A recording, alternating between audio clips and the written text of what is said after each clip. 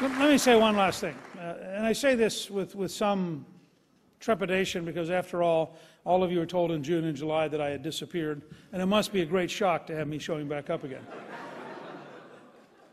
People talk about electability. If I do become your nominee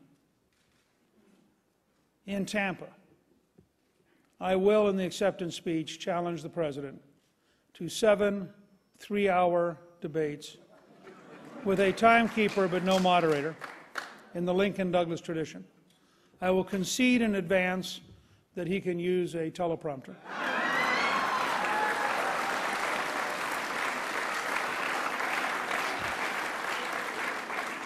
After all, if you had to defend Obamacare, wouldn't you want to use a teleprompter? There are 3 reasons, and I'm just telling you up front, I'm a pretty good strategist. There are 3 reasons he's going to accept. The first is he announced for president in February of 2007 in Springfield, quoting Lincoln.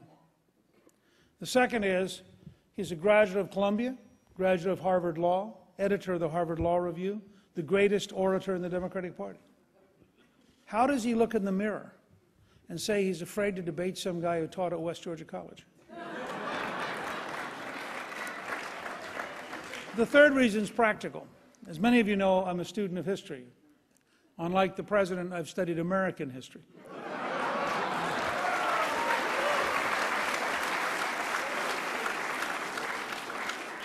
When Abraham Lincoln announces in 1858, he's been out of office for 10 years. He only served 2 years in the House. He was a state legislator before that. He was announcing against the most famous senator in the United States and the presumed next president. And he said to Douglas, "We got 105 days left. Why don't we debate every day?"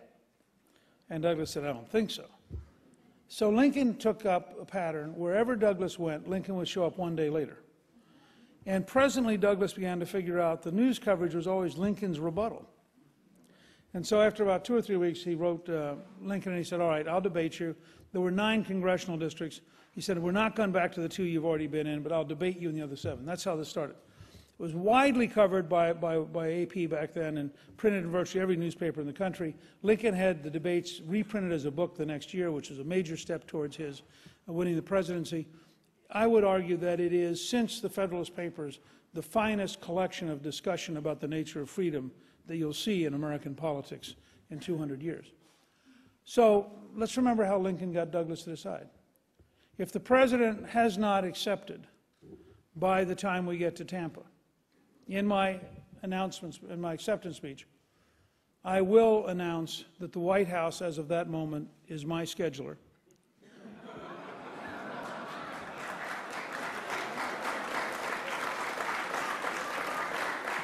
Wherever the President goes, I will show up 4 hours later. And in the age of talk radio, blogs, and instant television news, I doubt if they can take the pressure for more than 2 or 3 weeks. But if they would rather have me chase him all the way to Election Day and have a country watch a man afraid to defend his own record, I think that will work equally well. So either way.